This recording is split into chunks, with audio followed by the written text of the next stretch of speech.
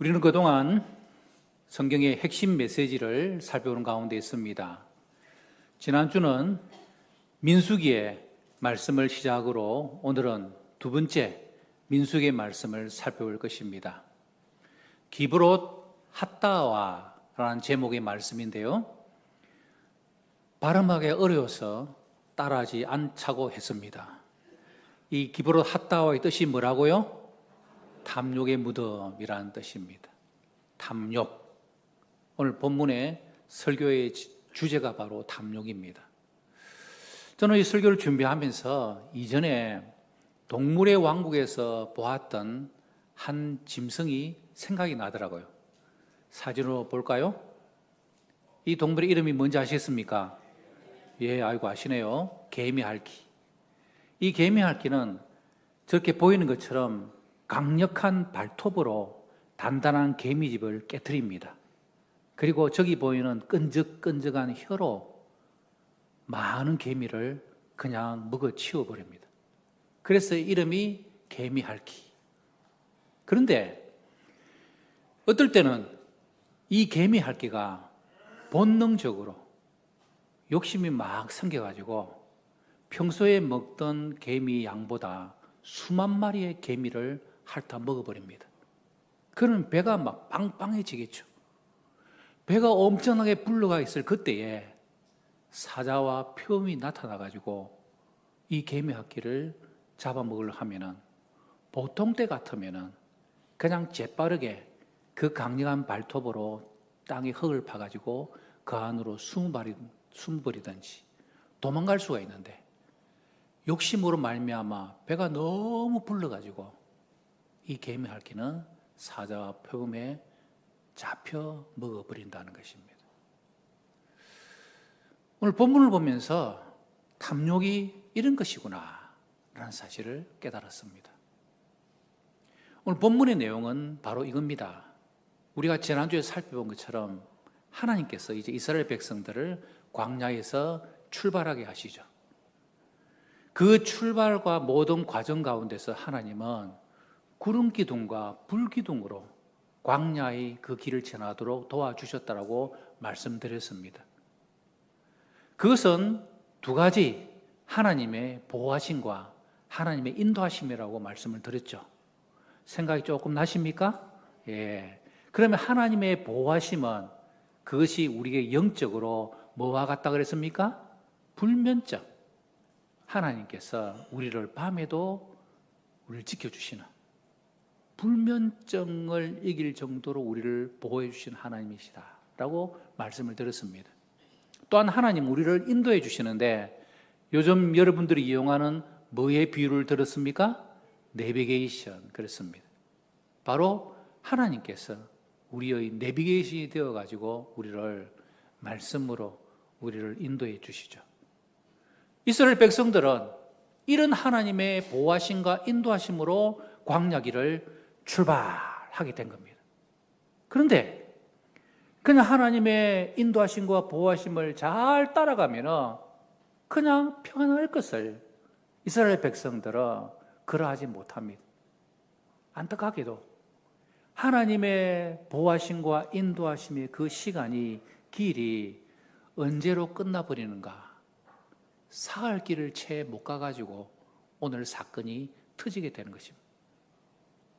이스라엘 백성들이 하나님의 그 인도함을 따라 구름 기둥과 불 기둥으로 잘 가면 될 것인데 하루 이틀 괜찮았어요?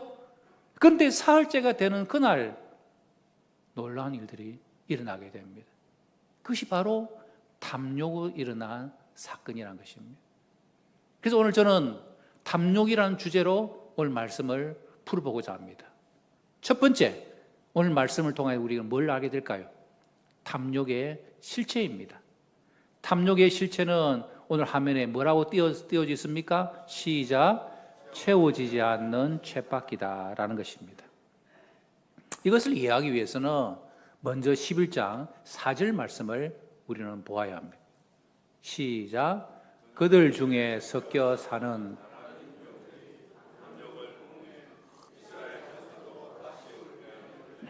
누가 우리의 고기를 주어 먹게 하랴.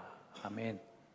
그들 가운데, 이스라엘 백성들 가운데 섞여 사는 다른 인종들, 이전 개역 성경은 잡족들이라고 성경에 기록을 했습니다. 이게 뭐냐 하면은 이스라엘 백성들이 애굽에서 430년간 무슨 생활을 했습니까? 그렇죠. 노예 생활을 했죠. 그 노예 생활을 할 때에 이스라엘 백성들 말고 다른 나라에서 잡혀온 노예들도 있었다는 것입니다. 그들이 이스라엘 백성들이 출애굽 과정을 통하여 10가지 재앙의 그 기적을 보고 야, 과연 하나님이 정말 살아계시구나 라고 경험했던 다른 인종들, 다른 종족들, 이방인들이 함께 출애굽을 한 겁니다. 그렇게 해서 1년 동안 그들이 광야길을 쭉 지내왔는데 그 1년의 기간을 지나면서 슬슬 그들의 마음속에 욕심이 생기고 탐욕이 생기고 불평이 생기기 시작하는 것입니다. 그 불평의 핵심은 뭡니까? 누가 우리에게 고기를 주어 먹게 하겠느냐? 이스라엘 백성들이 이 광야에서 그들이 더 이상 이제는 그냥 만나만으로는 견딜 수 없다는 것입니다. 그게 바로 11장 5절에서 6절까지의 말씀입니다. 시작. 우리가 애굽에 있을 때에는 값없이 생선과 오이와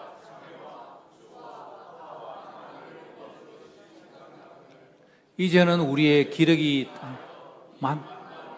보이는 것이 아무것도 없다다 하니. 무슨 말입니까? 이스라엘 백성들이 이 다른 이방인들이 불평하는 그것에 영향을 받아가지고, 여러분, 불평은 금방 전염됩니다. 누구 한 사람이 불평하기 시작하면 주위에 있는 사람들 전부가 다 불평하게 되죠. 그 불평의 핵심은 뭡니까? 그래도 우리가 애굽에 노예로 있었지만 그때는 생선도 먹고 오이도 먹고 참외도 먹고 부추도 먹고 파와 마늘도 먹었다. 애굽에서 그들은 참 다양하게 먹은 것 같습니다. 그런데 이것도 어떤 의미에서는 그냥 말입니다. 노예로 살면서 그거 얼마나 많이 먹었겠습니까? 그러면서 하는 말이 그런 것을 우리가 먹지 못하니까, 특별히 부추와 파와 마늘을 못 먹었으니까 뭐가 쇠하였다? 기력이 쇠하였다. 야, 우리 한국 사람만큼 이런 내용들 나오고 있었던 것 같습니다. 그죠? 마늘이 우리에게 기력을 주잖아요. 부추도 그렇고. 그런데 결정적으로 말하는 것이 그들은 만나 외에는 다른 것을 못 먹었다라고 말하는 것입니다. 그러면 적어도 뭘 먹었다는 것입니까? 만나는 먹었다는 거예요. 맨날 굶주린 것이 아닙니다. 하나님께서 이스라엘 백성들에게 기적같이 만나를 매일같이 내려주셨죠. 자고 일어나면 만나가 서리처럼 쫙 온 지면에 가시 같고, 그래서 그들이 그것을 가지고 요리도 해먹고 하는, 그것을 1년 동안 그들이 지냈습니다. 만나가 처음에 그들에게 내렸을 때는 이게 무엇인가? 이게 뭐고? 그 이름이 만나라는 뜻입니다. 이게 만나 안 만나가 아니고 이게 뭔가? 그래서 만나라는 것이에요. 만나라는 거예요. 그렇게 해서 그들은 이 만나를 아주 기쁘게 즐겁게 잘 먹었는데 만나만 자꾸 먹다 보니까 고기 생각이 난 겁니다. 그래서 그들 속에는 불평이 생기고 욕심이 막 생긴 것입니다. 여러분, 만나가 뭡니까? 말씀 들으셨죠? 일상의 삶의 은혜라고 말씀드렸습니다. 우리는 만나의 은혜로 가정생활을 합니다. 만나의 은혜로 신앙생활을 합니다. 만나의 은혜로 학교생활을 하고 직장생활을 하는 것입니다. 이런 만나가 우리 일상의 삶에 늘 내려오는 것이죠. 그런데 이 시간이 지나면서 만나 외에는 아무것도 보이지 않는 그들에게 욕심이 생기는 것입니다. 탐욕이 생기는 것이죠. 여러분, 탐욕이 뭡니까? 지나치게 탐하는 욕심입니다.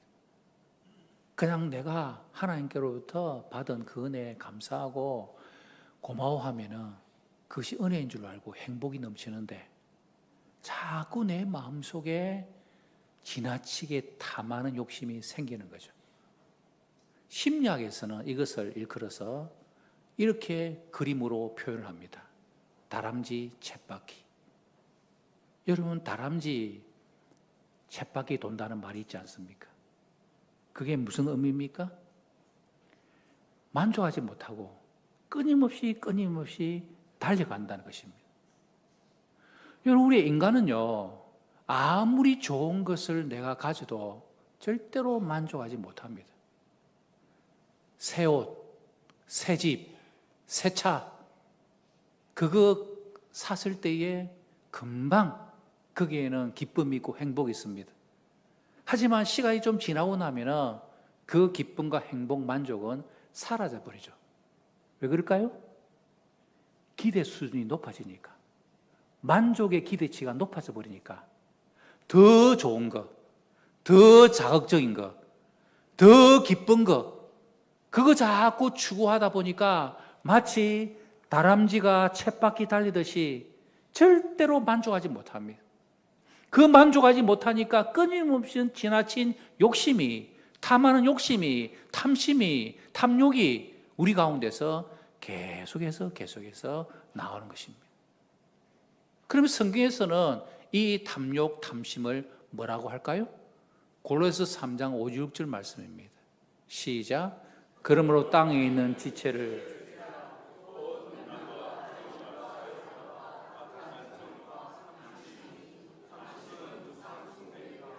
이것들로 말미암아 하나님의 진노가 임한. 아멘.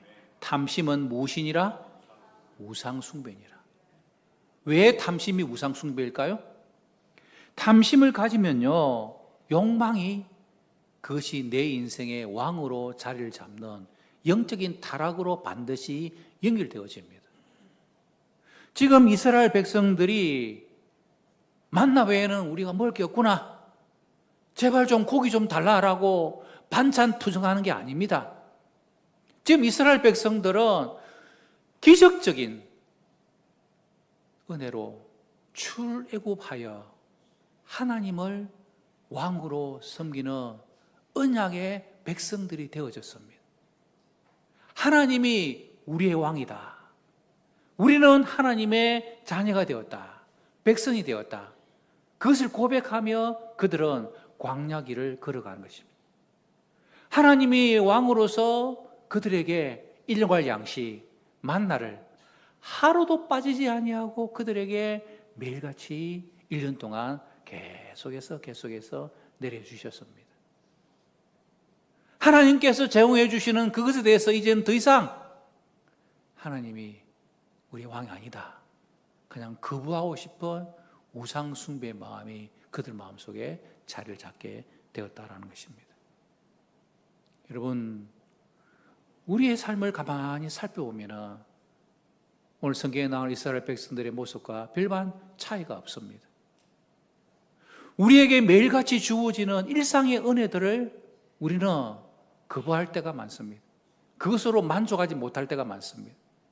끊임없이 비교하고 열등감에 빠지고 지나치게 탐심의 탐욕의 마음을 가지면서 우리 마음속에 하나님을 왕으로 모셔야 될 우리들의 모습에서 점점 멀어져 버리는 우리의 모습인 것이죠. 여러분, 성도는 누구입니까?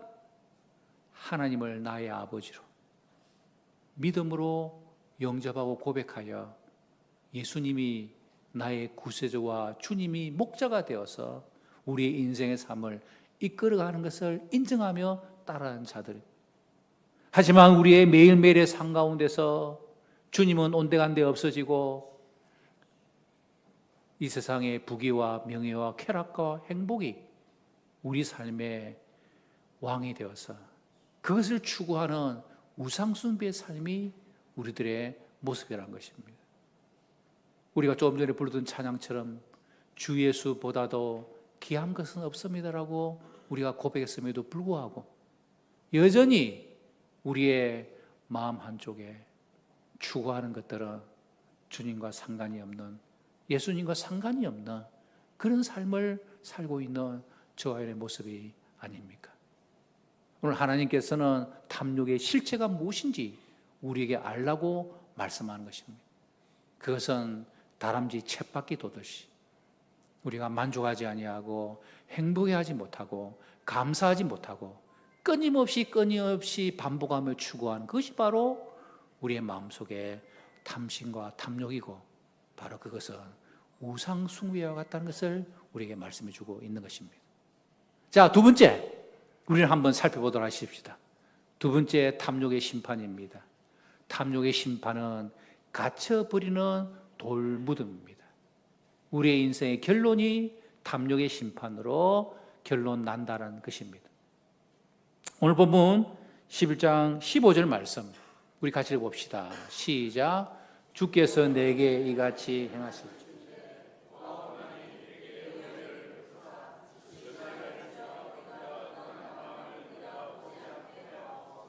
아멘. 모세의 기도입니다. 탐욕으로 말미암아 불평하며 원망하며 탐심으로 가득 찬 이스라엘 백성들이 막 모세를 향하여서 공격할 때 모세가 하나님께 기도합니다. 하나님, 제가 도무지 견딜 수가 없습니다. 저를 죽여 제가 고난당하지 않도록 주님 해주세요. 이것이 바로 지도자 모세의 기도였습니다. 그때 하나님께서 이 모세의 기도를 들으시고 오늘 본문 19절 20절에서 뭐라고 말씀합니까? 다음 읽고 시작. 하루나 이틀이나 닷새나 열이나 스무 날만 먹을 뿐 아니라 20절 냄새도 싫어하기까지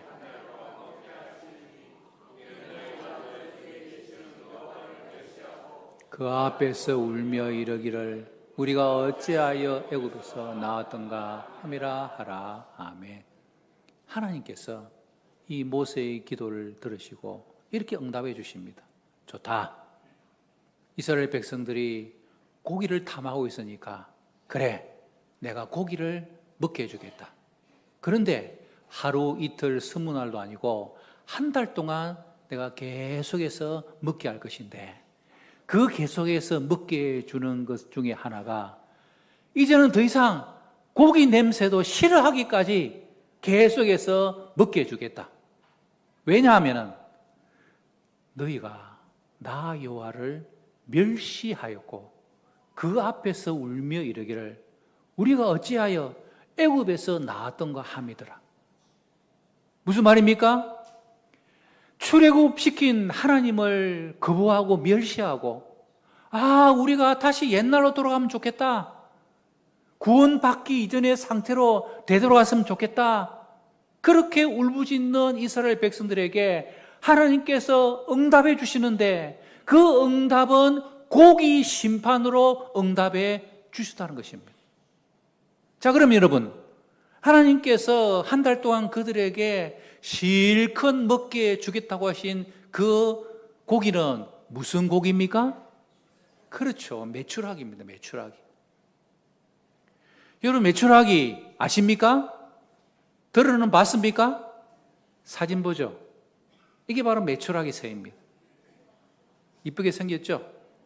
그런데 우리 한국에서도 메추라기를 주로 어떻게 해서 먹습니까? 맞습니다. 알로 먹습니다. 알. 메추라기 장조림 해가지고 계란하고 또 이렇게 뭐 해가지고 먹은 거 있지 않습니까? 그게 메추라기 알로 반찬을 먹는 거죠. 그러면 왜 한국에서는 메추라기 알을 안 먹느냐? 메추라기가 크기가 작습니다. 식용으로 하기에는 작아가지고 우리 한국에서는 그냥 알을 사용해서 그 메추라기 알을 먹는, 주로 일본산 메추라기를 우리 한국에서는 먹죠. 그럼 성경에 나오는 메추라기는 뭐냐? 같은 메추라기인데 유럽산 메추라기입니다. 이 유럽산 메추라기는 아프리카 대륙에서부터 출발해가지고 유럽으로 가는 철새입니다. 철새. 아프리카에서 출발해서 유라시아까지 이렇게 가는 철새인데, 하나님께서 이스라엘 백성들을 위하여서 이제 홍해를 지나고 시나이 반도 광야길을 지나는 그 즈음에 있는 메추라기 떼들을 하나님께서 땅바닥으로 떨어지게 하였습니다. 하나님 시가 가능한 거죠. 그래서 메추라기 떼가 막 우르르 떨어지는데 성경은 하룻길 걸어가는 거리만큼 메추라기가 하늘에서 떨어졌다. 32km. 그러니까 이스라엘 백성들이 출발해서 그 뒤에 따르는 맨 끝까지의 이스라엘 백성들 전체에게 이것이 메추라기가 하늘로 훅 떨어진 겁니다. 얼마의 높이만큼, 2규빗 높이만큼, 적어도 1m 정도로 온 지면에 메추라기 떼가 쫙 깔려 있는 것입니다. 그래서 그 메추라기 떼를 이제 고기다! 라고 하면서 이스라엘 백성들이 잡기 시작하는데 적게 잡은 사람도 10호멜을 거두었더라. 호멜은 무더기입니다. 10무더기만큼 적게 잡은 사람도 산더미처럼 이 고기를 쌓아가지고 먹을 수 있는 놀라운 은혜가 이스라엘 백성들에게 임하였다라는 것입니다. 저도 이 성경을 읽기 전까지 좀 더 깊이 연구하기 전까지 가만히 생각해 보니까 우리는 이스라엘 백성들이 광야길을 지날 동안 만나와 메추라기를 먹었다라고 우리는 다 알고 있죠. 들었잖아요, 그죠? 그러면은 이 메추라기도 우리는 저도 생각할 때는 광야길을 지나는 40년의 기간 동안 하나님께서 항상 메추라기와 만나를 주실 거라고 생각했는데 메추라기는 한 달 정도 내린 것입니다. 일시적인 은혜였죠. 그런데 이스라엘 백성들은 매일같이 내려지는 일상의 은혜의 만나에 대해서 불평하고 원망하다가 갑자기 하늘에서 메추라기 떼가 막 우르르 떨어지는 것을 보고 야, 고기다! 그래서 고기를 잡아가지고 먹기를 시작하는 것입니다. 그런데 오늘 성경 우리가 읽었던 말씀 33절, 34절은 이렇게 성경은 말씀합니다. 시작. 고기가 아직 이사에 있어 씹히기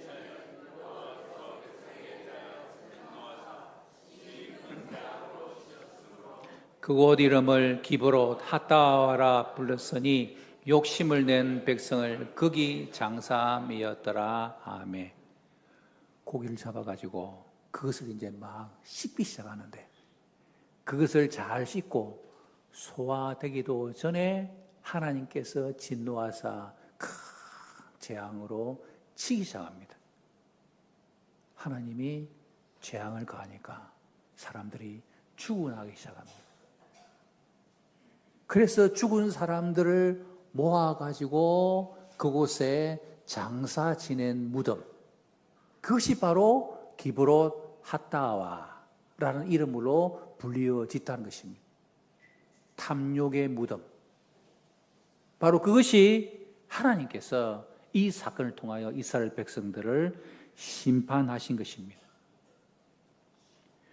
고린도전서 10장에서는 광야의 이스라엘 백성들이 하나님의 이 경고를 무시하고 그들은 광야에서 다 잡혀 죽었다. 그래서 기브롯 핫다와라고 칭하였다라고 성경은 말씀하고 있습니다. 여기서 우리는 한 가지 중요한 교훈을 얻게 됩니다. 왜 하나님께서 기브롯 핫다와 사건을 우리에게 말씀으로 기록하여 가르쳐 주실까요?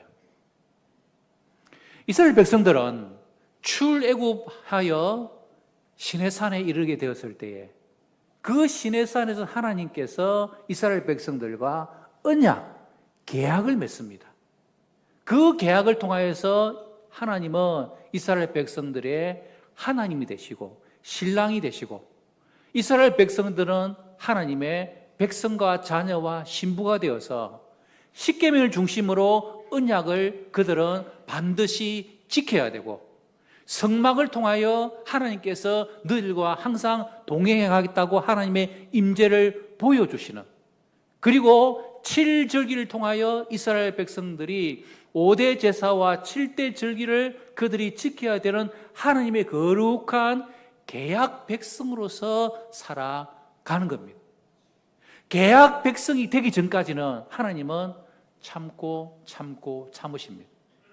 불평하고 원망하고 하는 모든 것들을 다 참으시고, 물도 내어주시고 또 만나도 주시고 모든 것들 하나님께서 다 공급해 주십니다.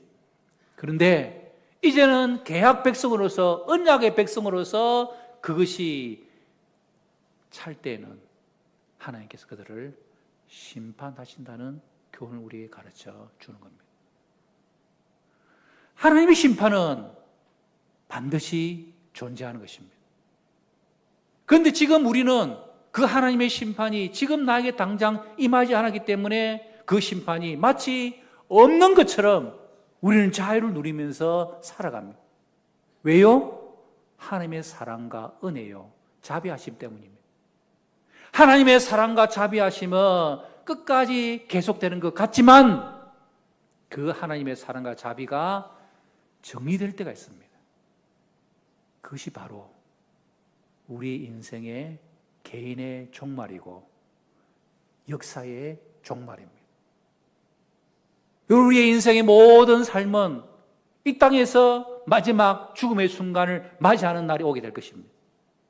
그것이 어떤 의미에서는 하나님께서 우리를 더 이상 이 땅에서 사랑과 자비로 그치는 삶이 아니라 우리를 개인적으로 심판하시는 종말의 순간이고, 예수님께서 다시 재림하여 오시는 그날 온 세상의 모든 사람들을 하나님께서 다시 심판하시는 그날이 오게 된다라는 것입니다. 하나님의 사랑과 자비하심은 영원히 계속되는 것이 아닙니다.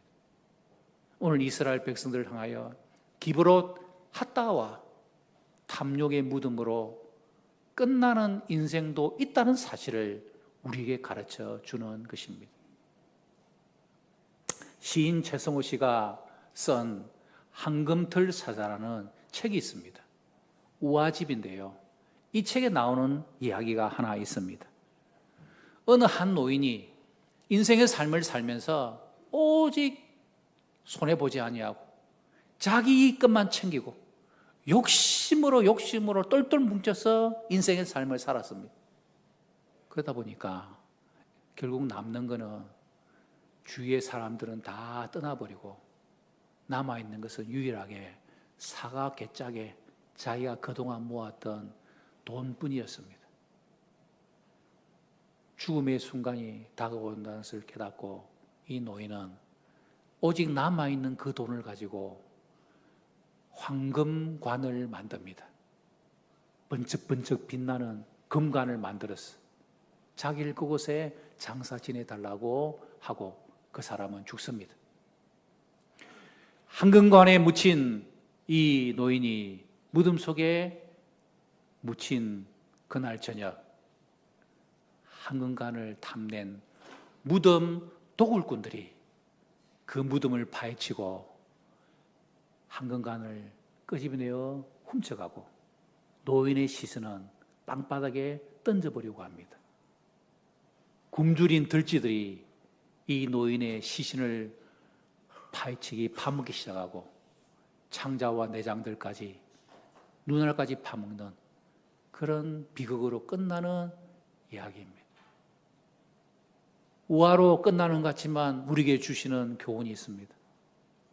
여러분, 우리 인생의 삶, 결국 우리의 인생의 삶은 마지막 죽음의 순간을 맞이하게 될 것인데 그 탐심과 탐욕의 마지막 심판은 죽음인 것이고 우리의 영혼이 하나님의 나라 천국으로 가야만 우리는 영생을 누리며 살아가는 하나님의 백성 자녀들로서 살아가는 것인데 우리의 육신은 영락공원에서 하장해서 한 줌의 흙으로 남을 것이고 우리의 육신이 매장하여 관으로 흙으로 무덤으로 들어간다 할지라도 세월이 지나면 다 썩어버리고 들쥐들에 의하여서 그 시신까지 먹어버리는 인생의 삶을 살게 된다는 것입니다. 결국 탐욕의 심판은 죽음이라는 사실을 우리 잊지 마셔야 합니다. 그럼 결론적으로 이 탐욕의 문제를 어떻게 해결할 수 있을까요? 세 번째입니다. 탐욕의 해결은 은혜가 흐르는 빈 손길입니다. 누가복음 12장 15절에 우리 예수님께서 말씀해 주시죠. 시작. 그들에게 이르시되 삶과 모든 탐심을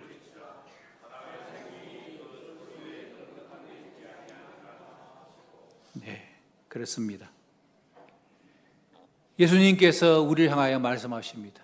탐심을 물리치라고 말씀하십니다.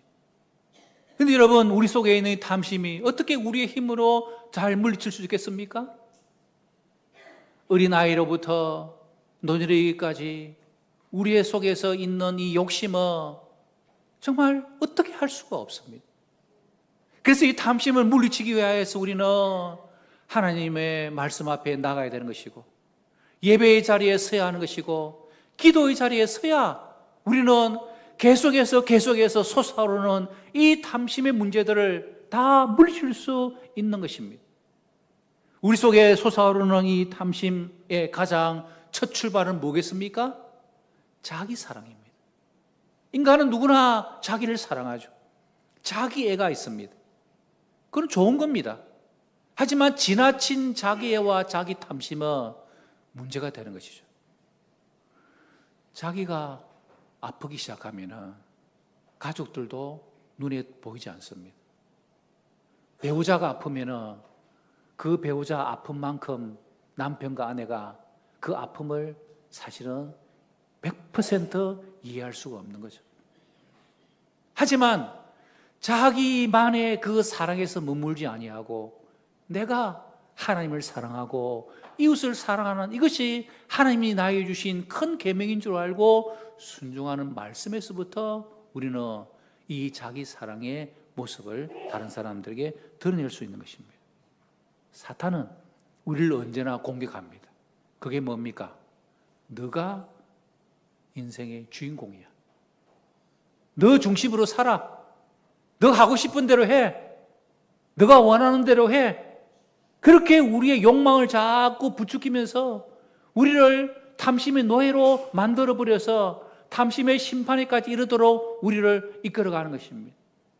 그래서 우리의 인생의 삶을 살아가면서 늘 우리 속에 탐심을 물리쳐야 되는 하나님의 연약한 자녀라는 사실을 잊지 말아야 하는 거죠. 원숭이 사냥법이 있습니다. 아프리카에는. 어떻게 하느냐? 단단한 야자 열매에다가 작은 구멍을 냅니다. 원숭이 작은 손이 들어갈 만한 그 손 구멍을 만들어가지고, 그리고 그 밑에는 넓게 파가지고는 단단한 야자나무 그 안에다가 바나나와 원숭이 좋아하는 견과류를 넣고서는 그것을 야자나무에 단단히 매달아 맵니다. 그러면 원숭이들이 와가지고 이 냄새를 맡고 하면서 손을 이렇게 싹 넣어보니까 원숭이가 좋아하는 바나나가 있고 견과류가 있으니까 너무너무 기분이 좋아가지고 막 원숭이 춤을 추는 겁니다. 그런 중에 사냥꾼이 다가오면은 이 원숭이가 놀래가지고 도망가면 되는데 도망을 갈까요? 못 갈까요? 못 가는 겁니다. 이미 손을 집어넣어가지고 움켜진 이 손을 절대로 놓지 않습니다. 원숭이가 사는 길은 움켜진 것 내려놓고 손을 빼고 도망가면 사는데 원숭이는 놓을 수가 없는 것입니다. 이게 바로 탐욕입니다. 내가 지고 있는 거, 그거 놓는 데서부터는 살 수가 있는데 사탄은 우리를 끝까지 놓지 않게 만들어버리죠. 그래서 야고보서 사도는 1장 14절 15절에 이렇게 우리에게 말씀했습니다.